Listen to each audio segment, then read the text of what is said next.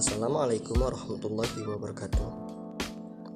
Baiklah, saya di sini akan menjelaskan bagaimana hakikat, instrumentasi, dan praksis demokrasi Indonesia berlandaskan Pancasila dan UUD NRI 1945. Sebelumnya, perkenalkan, nama saya Yuda Prawira, NIM 0506 1282 2270 32, kelas THIB, Teknologi Hasil Perikanan. Di sini saya akan membacakan beberapa poin-poin yang akan dibahas. 1. Prinsip Pancasila dan Pancasila sebagai filosofis bagi UUD 1945. 2. Hakikat demokrasi Indonesia. 3. Instrumentasi demokrasi. 4. Tantangan dan solusi dalam menjalankan demokrasi Indonesia. Sebelumnya, apa itu Pancasila dan UUD NRI 1945? Pancasila dan UUD NRI 1945 adalah dua dokumen penting yang membentuk dasar negara Indonesia. Pancasila adalah ideologi negara yang merupakan konsep dasar dari negara Indonesia yang menunjukkan prinsip-prinsip moral dan filosofis yang diterapkan dalam pemerintahan. Sedangkan UUD NRI 1945 adalah konstitusi yang menjadi landasan hukum bagi pemerintah Indonesia.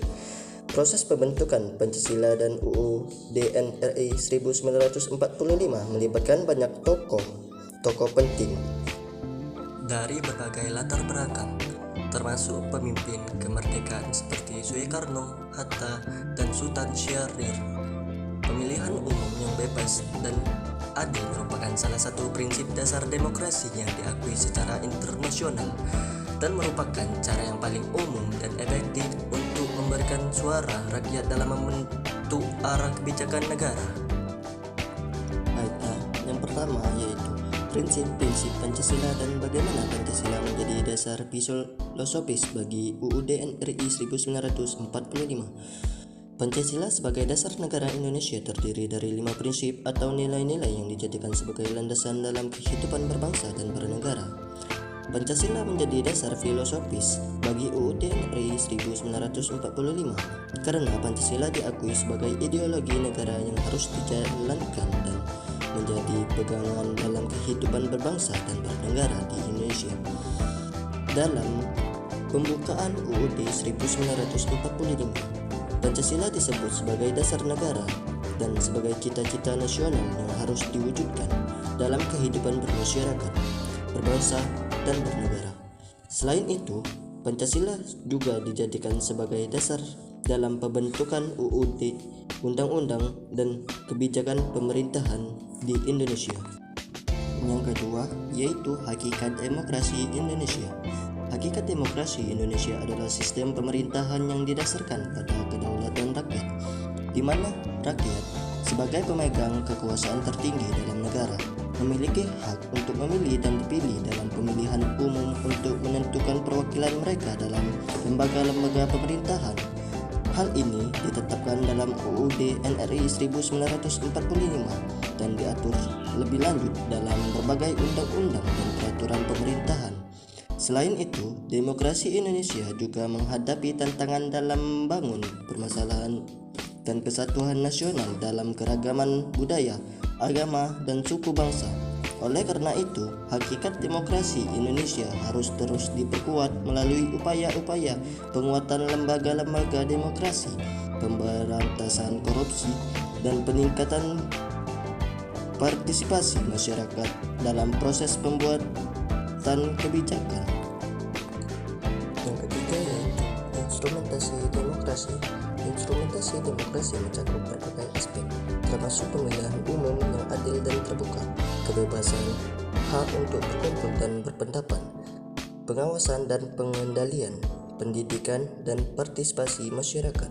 Semua alat ini bekerja bersama-sama untuk memastikan bahwa negara berfungsi secara demokratis dan mewakili kepentingan seluruh warga negara.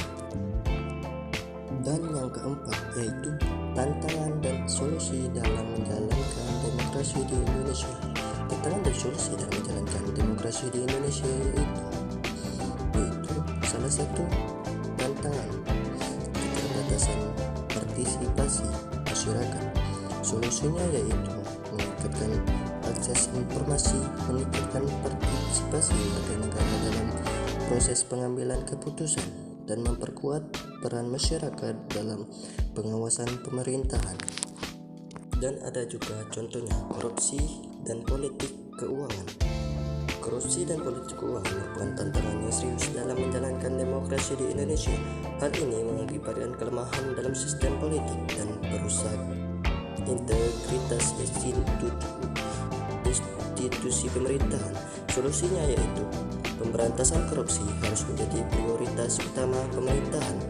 Dalam hal ini memerlukan dilakukan upaya-upaya untuk meningkatkan transparansi dan akuntabilitas dalam sistem politik, termasuk dengan meningkatkan akses publik terhadap informasi. Selain itu, perlu juga dibuat undang-undang yang lebih ketat dalam hal yang membiayai politik dan memberikan sanksi yang tegas terhadap pelanggaran.